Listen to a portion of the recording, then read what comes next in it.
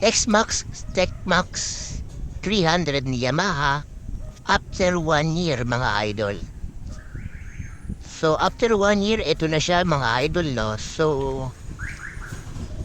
tayo ay may proper maintenance lang, change oil.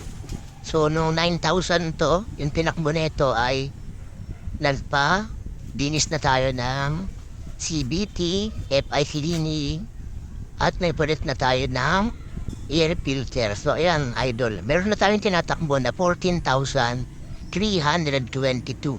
So nakadalawang balik na tayo ng matungsursungon at tayo ay galing dito sa North Caloocan.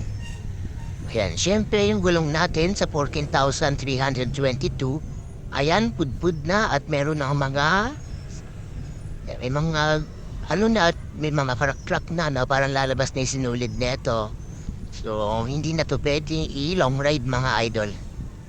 So, yung stock term ni X-Max, no, 14,322, ayan na ang kanyang itsura.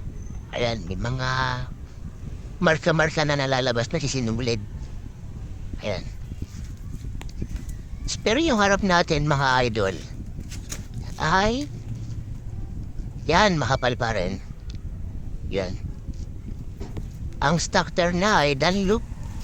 Yan, Dunlop siya. Ayan. So yung gulong natin sa likod ay palitin na. Yung mga brake natin ay medyo ripa naman. So after 1 year at 14,322 ay ganyan na ating gulong. Kailangan natin magpalit ng rear tire.